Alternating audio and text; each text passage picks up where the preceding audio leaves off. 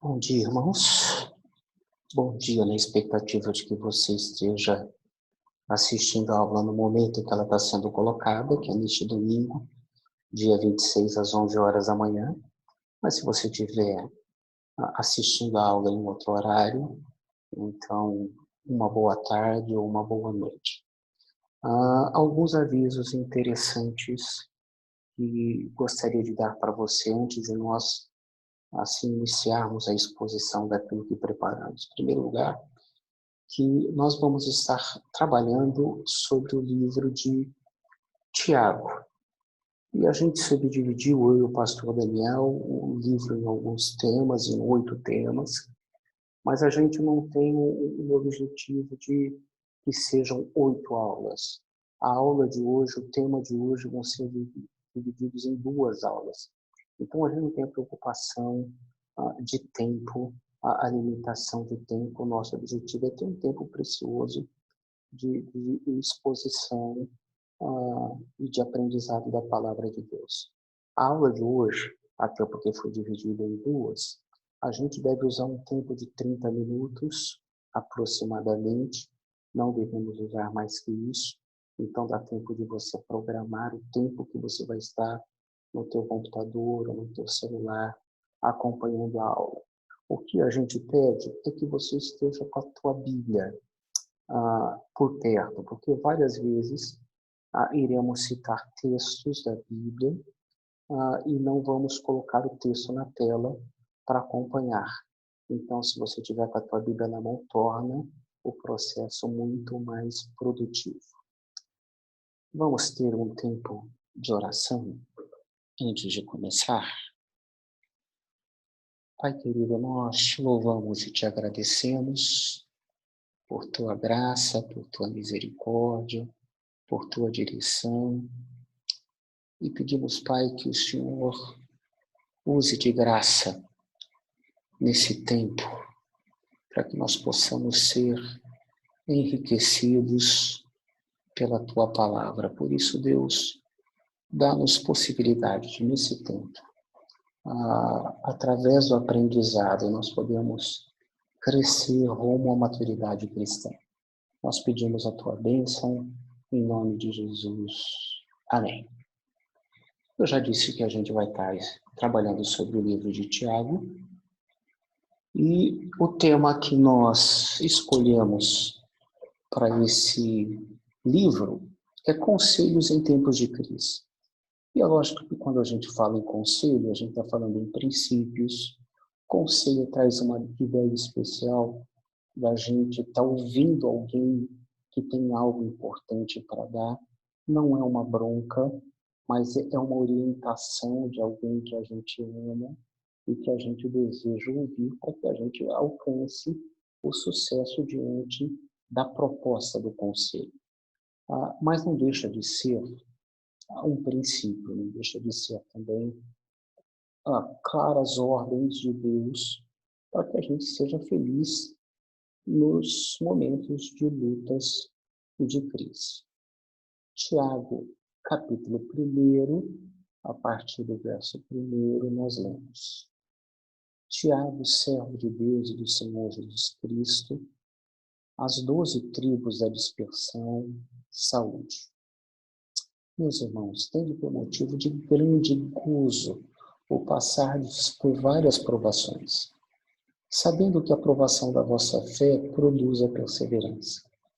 E a perseverança tem a sua obra perfeita, para que sejais perfeitos e completos, não faltando em coisa alguma. Ora, se algum de vós tem falta de sabedoria, peça a Deus que a todos dá liberalmente, e não censura, e ser-lhe-á dado. Peça, porém, com fé, não duvidando, pois aquele que duvida é semelhante à onda do mar, que é sublevada e agitada pelo vento. Não pense tal homem e receberá do Senhor coisa alguma.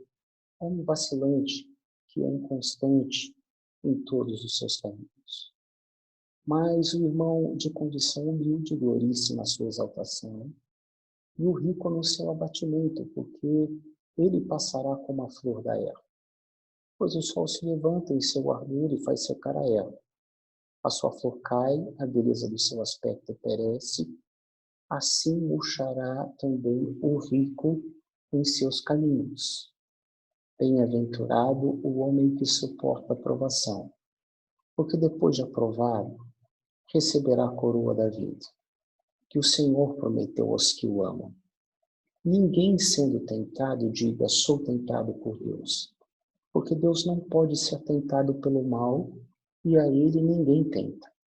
Cada um, porém, é tentado quando atraído e engodado por sua própria concupiscência.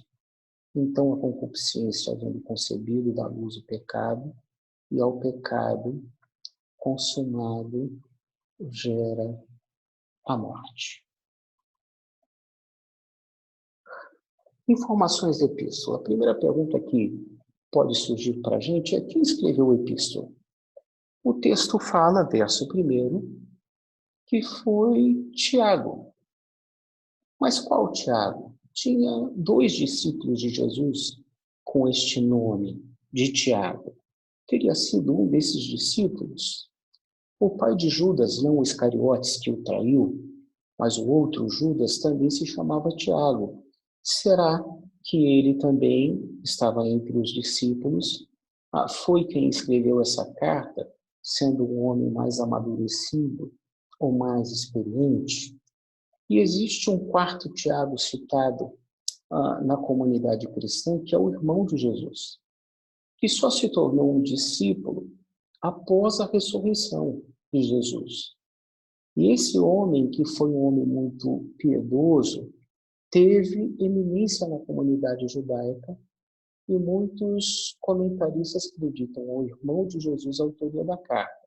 Em Atos 15, nós vemos Tiago assumindo a liderança da igreja, em conversa sobre o que havia acontecido com Paulo na sua viagem missionária, e Gálatas 2:9, quando Paulo relata dessa reunião com Tiago, ele diz que era Tiago, o irmão de Jesus. Muitos autores ou comentaristas bíblicos acreditam a autoria dessa carta ao Tiago, irmão de Jesus. Existem evidências, existem questões históricas, mas mesmo aqueles que acreditam a Tiago, ou aqueles que colocam em dúvida se teria sido Tiago, irmão de Jesus, nenhum deles traz descrédito à carta por ser ou não ser o Tiago, irmão de Jesus, ou Tiago, pai do Judas. Na verdade, existe uma curiosidade, porque o autor, no versículo 1, ele não traz uma relação direta do convívio com Jesus. Ele não se chama Tiago, um dos apóstolos, Tiago, um dos discípulos que conviveram com Jesus. Ele simplesmente cita Tiago, servo de Jesus, e ele não quis trazer nenhuma afinidade ou com o apostolado ou com a liderança da igreja, simplesmente alguém que reconhecidamente tinha autoridade para escrever essa carta e usa dessa autoridade de maneira simples ao se identificar e trazer os conceitos para a vida da igreja. A grande pergunta é, então, para quem era destinada a epístola? Nós temos a carta aos Efésios, a Colossenses e Filipenses, que a maioria dos autores também acham que não era para uma igreja local. Em algumas cartas, o apóstolo Paulo trazia recomendações específicas para irmãos de uma igreja. Mas a maioria das epístolas eram escritas a várias igrejas existentes na época. A epístola ou a carta de Tiago, ele escreve como ele identifica no versículo 1 a igreja que estava sendo perseguida. Ele parece que escreve não a um grupo de pessoas que se reúnem no local, mesmo porque a igreja perseguida nem poderia se reunir no local, mas ele escreve a um grupo de irmãos cristãos, discípulos de Jesus, que estavam fugindo por causa da perseguição, e ele tinha algumas orientações a ser dadas a esses irmãos. Então, é uma igreja em dispersão, não uma igreja local. Mas ele traz um paralelo, não só no versículo 1, quando ele fala as 12 tribos dispersas, mas em vários textos, em várias palavras da carta de Tiago, da epístola de Tiago, ele traz conceitos judaicos, ele traz palavras muito ligadas à cultura judaica do Antigo Testamento. O que nos leva a crer que ele estava escrevendo para uma comunidade cristã, mas uma comunidade não de gentios que havia se convertido, mas de judeus que haviam admitido que Jesus era o Cristo e se rendido ao senhorio de Jesus. Então, era uma carta destinada a toda uma igreja que estava sendo perseguida. Quando essa carta foi escrita, os estudiosos relacionam que essa carta foi escrita entre 44 e 49 depois de Cristo. Diante dessa data, e aí existem também argumentações do porquê dessa data, eles já desqualificam um dos discípulos que chamavam Tiago, que foi morto em 43 depois de Cristo. Então, se a carta foi escrita em 44, já não podia ser um daqueles discípulos, e aí vincula mais diretamente a possibilidade de ser o irmão de Jesus. A igreja sofria uma forte perseguição pelo imperador Cláudio César Augusto Germânico, o Calígula, que era um homem e assim ele não tinha uma briga especial com os cristãos, mas na verdade ele combatia toda religião ou qualquer religião que não fosse a de Roma. E a religião de Roma tinha um imperador como um deus, e as pessoas tributavam a deidade ao imperador romano. E aí tantos judeus, e aí a gente olha nas histórias do Antigo Testamento, como Daniel e outros servos do Senhor, que não se dobraram, Mesaque, Sadraque e Abdinego, que não se dobraram ao imperador, ao Deus do imperador, porque o judeu não se rendia a outro Deus. O verdadeiro judeu só se dobrava diante de Yahvé. Por isso os judeus também foram perseguidos pelo Império Romano.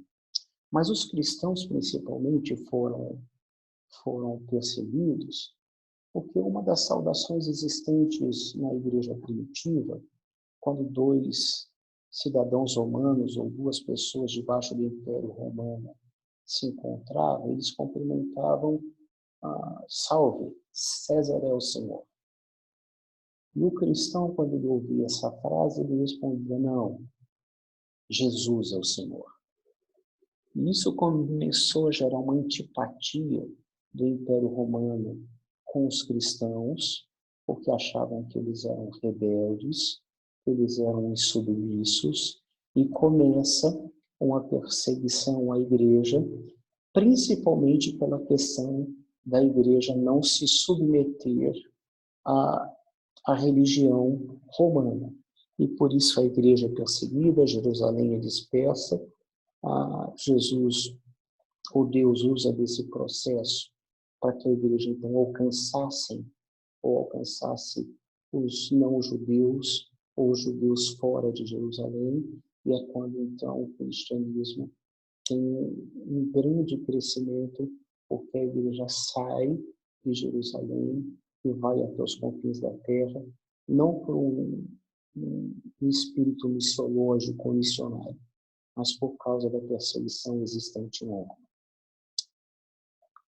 Tiago inicia o verso 2, lembrando a igreja que era perseguida, de que ela deveria ter alegria, deveria ter prazer, deveria ter sentimento positivo em relação às perseguições ou provações. Porque, segundo Tiago, as perseguições e provações tinham um claro objetivo. levar a igreja à maturidade. Então, Tiago escreve para a igreja dizendo o seguinte: nós estamos dispersos, nós fugimos por causa do nome de Jesus, nós somos perseguidos por causa do nome de Jesus, mas lembre-se que esse é um processo de Deus para nos levar a uma maturidade que nós não tínhamos antes da perseguição. E que nós deveríamos, ou que a igreja deveria ver aquela perseguição como algo positivo, como algo que não levasse a igreja a ficar reclamando, a ficar se dobrando diante daquilo que havia acontecido, perguntando: Senhor Jesus, eu me rendi ao Senhor, me entreguei ao Senhor, e agora eu tenho que sair da minha cidade, eu tenho que sair de perto dos meus familiares por causa do cristianismo. Não, para! Isso veio para que a gente, ou para que a igreja naquela época, alcançasse a maturidade. Olha só o que ele fala: tende por motivo de grande gozo, grande alegria, passardes por várias provações.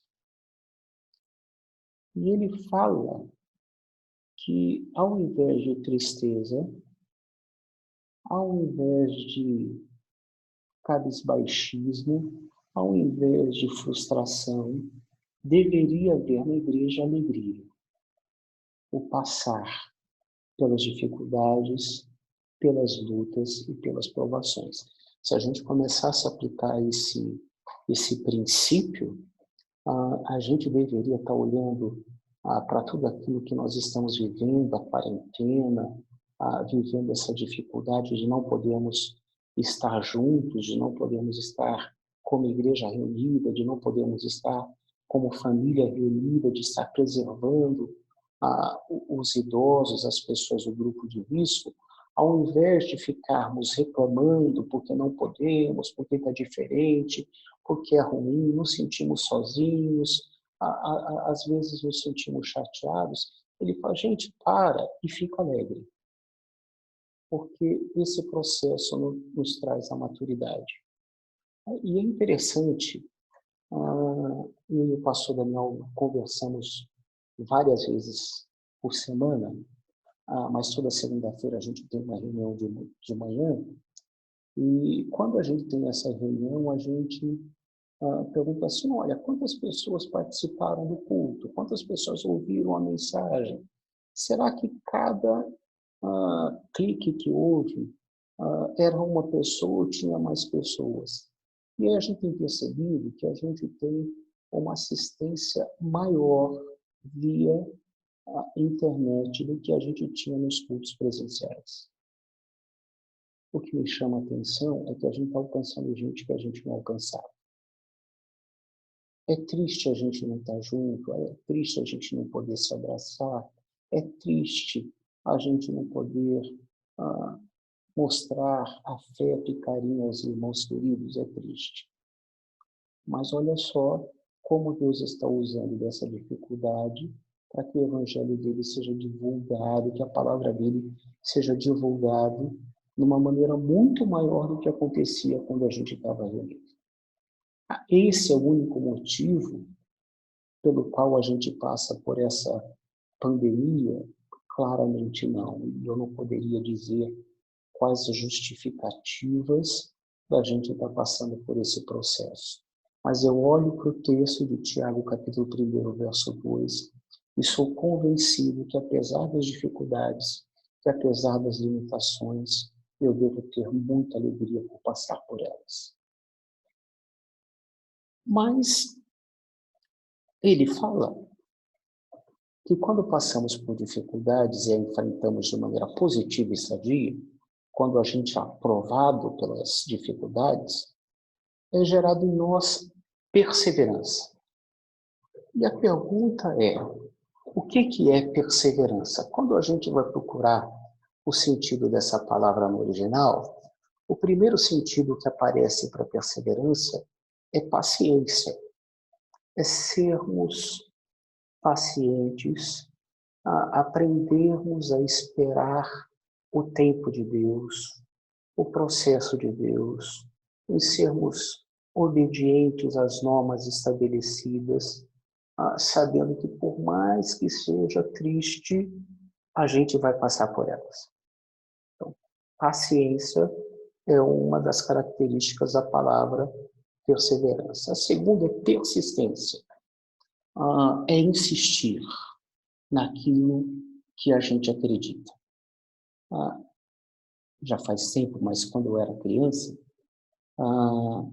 tinha uma propaganda da Caloi, que o filho havia pedido para o pai de presente uma Caloi, e o pai chegava no escritório e ele ia mexer na carteira e estava o bilhete do filho. Não esqueça da minha Caloi.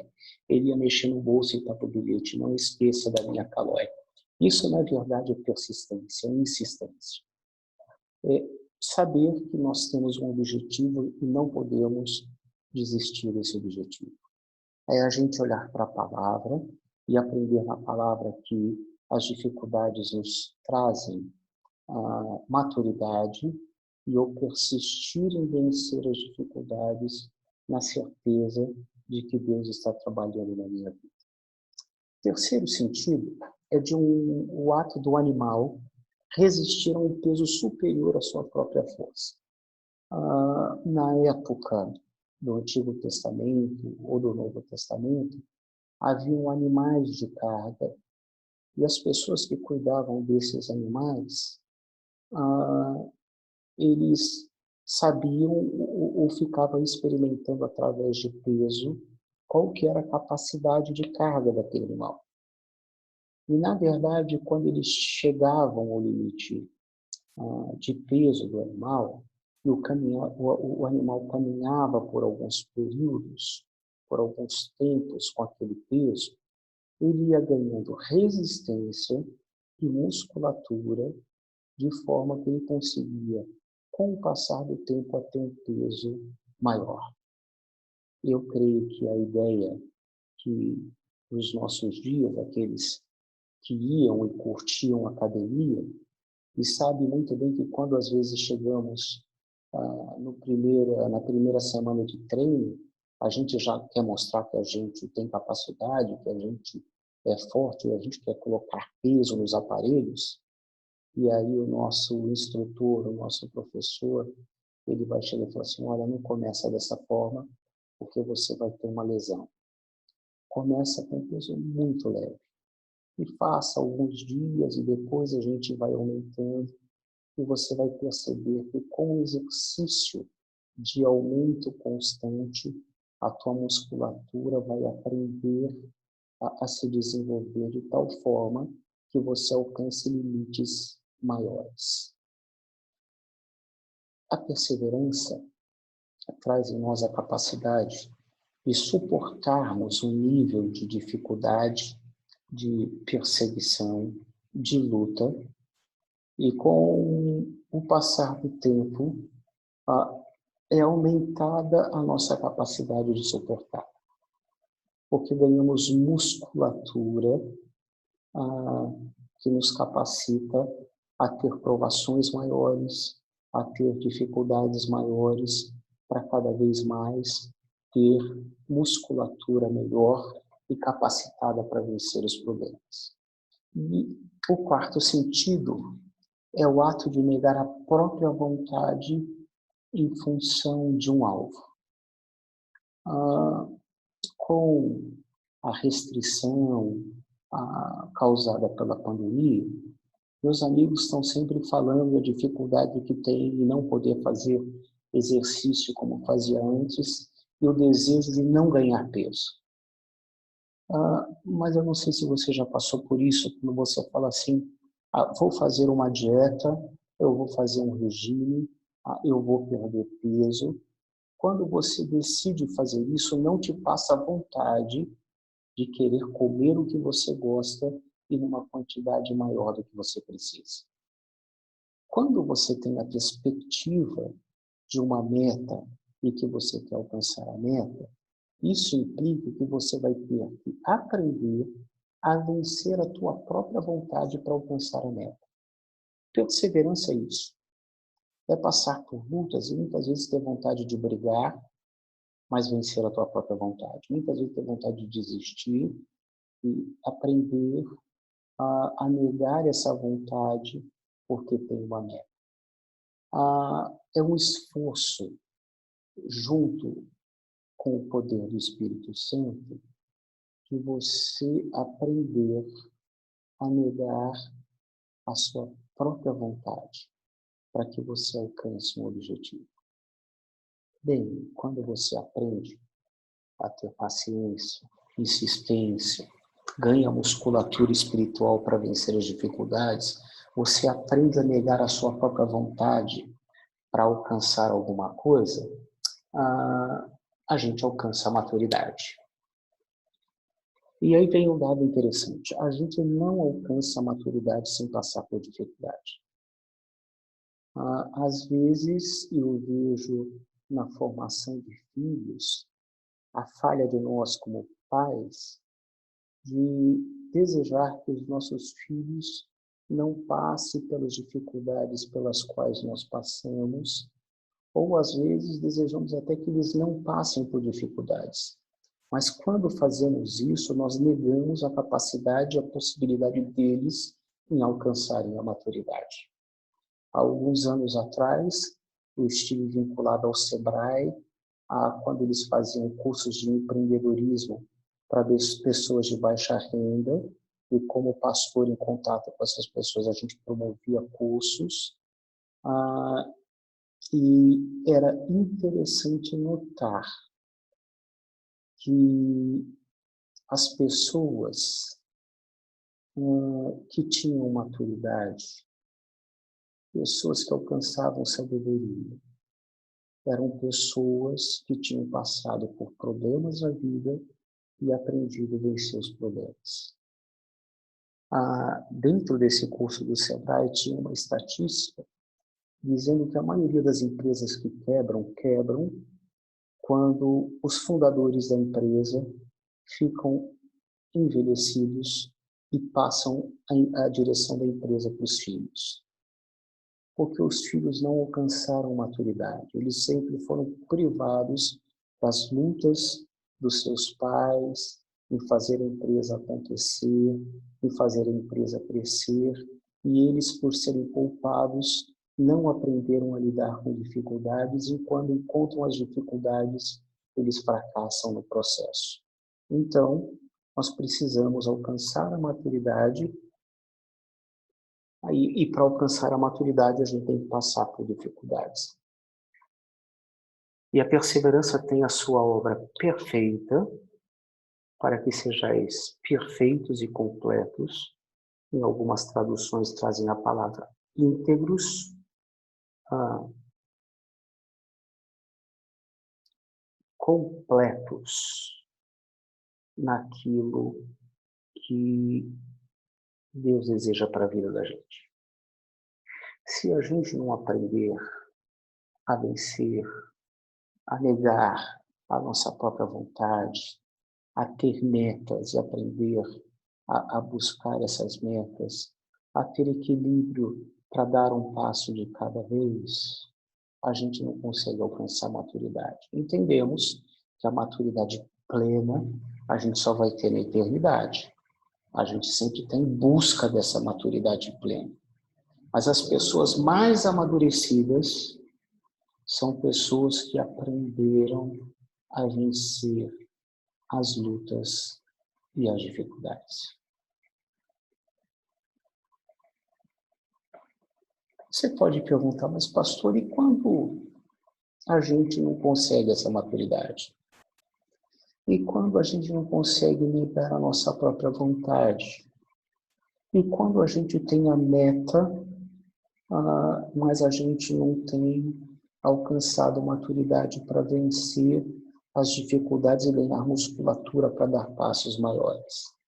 Aí, no verso 5, Tiago fala: peça sabedoria a Deus, querido. E eu acho que existem dois aspectos dessa sabedoria. É você clamar: Deus, faz algo de novo, dá-me capacidade, dá-me possibilidade. E você ter a convicção do teu esforço, do seu empenho, para aplicar essa sabedoria de maneira eficiente na sua vida. Algumas pessoas me disseram que diante de lutas pedia para Deus paciência, e parece que quanto mais eles pediam paciência, mais Deus dava dificuldades, porque a paciência é alcançada no enfrentar as dificuldades. E eles disseram, então a gente aprendeu a pedir sabedoria, pastor. E quando Deus nos dá sabedoria, mesmo que as dificuldades sejam maiores, a gente consegue passar pelas dificuldades, porque percebe a direção de Deus, percebe a mão de Deus, percebe o quanto Ele tem trabalhado na vida e no coração da gente. Agora, Tiago fala, peça com fé. E nada duvida não. Não adianta pedir dizendo, Deus, será que o Senhor vai dar? Não. Ele promete, pede, que eu vou dar. Então peça com fé. Deus, o Senhor prometeu na tua palavra que ia dar sabedoria quando nós pedíssemos. E eu creio que o Senhor vai nos dar. Eu creio que o Senhor pode nos dar. Eu creio que o Senhor vai cumprir a tua promessa. E crer que Ele vai cumprir a promessa. E não só que Ele vai nos ouvir, mas como Ele também vai nos atender. Ele vai concedendo forças e sabedoria para que nós aprendamos a vencer as lutas e provações. Percebam que em todo tempo a palavra foi aprenda a vencer, aprenda a lutar, aprenda a transpor e nunca peça para que Deus não dê. Sempre vão haver dificuldades, porque Deus deseja a nossa maturidade. Aplicando esses princípios à vida e ao coração da gente, a primeira das aplicações é, temos passado por dificuldades e provações? Então tenha certeza de que Deus quer aprimorar a sua vida. Lute não para fugir das dificuldades e provações, mas lute para ser aprovado através delas, para que você aprenda a passar por elas, a perceber a presença e o cuidado de Deus diante delas. Lembre-se que sua meta é alcançar na maturidade, e por isso, seja perseverante. Aprenda a ser paciente, insistente, a exercitar a musculatura espiritual e a negar a tua própria vontade para que você alcance a maturidade. E lembrar que Deus não dá provações e não nos dá dificuldades, além da capacidade que a gente tem de suportar. Deus não é um carrasco que sabe que o nosso limite seja 10 quilos e Ele vai colocar 50 quilos. Então ele fala, mas isso é difícil demais para mim, isso é forte demais para mim. Se é forte demais na sua capacidade, lembre-se de que Deus está te dando aquilo que você consegue vencer. Ele te dá forças para você vencer as lutas pelas quais você tem passado. Se seu coração está ficando cansado, desanimado diante das dificuldades, peça sabedoria a Deus, a certeza de que Ele nos ouve e nos atende. Tenha convicção da direção, da presença, do cuidado de Deus na sua vida e no seu coração. Vamos orar mais uma vez? Pai querido, nós clamamos por Tua intervenção sobre a vida da gente. Nós precisamos da sabedoria que vem do Senhor, nós precisamos dimensionar com bons olhos as dificuldades, sabendo que o Senhor usa delas para nos levar à maturidade. Por isso, Deus derrama graça, misericórdia, a unção sobre o nosso coração, para que nós possamos vencer as dificuldades através da perseverança e alcançar a maturidade. Abençoa a cada querido irmão, a cada querida irmã nesse domingo, como decorrer dessa semana, para que as lutas a serem enfrentadas sejam vencidas e esses irmãos alcancem a maturidade que o Senhor espera. Nós pedimos a tua bênção em nome de Jesus. Amém. Então, lembrando a você que nós voltamos no próximo domingo para estudar Tiago, e a gente espera que você esteja lendo o livro, aprimorando aí no conhecimento e tendo dificuldades. Manda um zap, manda um e-mail. O meu telefone é 019-98805-2145. O meu e-mail é pastor.jonatasnegão@gmail.com, Jonatas sem acento, Negão sem acento. E imediatamente a gente vai fazer de tudo possível para entrar em contato com você e abençoar sua vida. Boa semana, Deus te abençoe.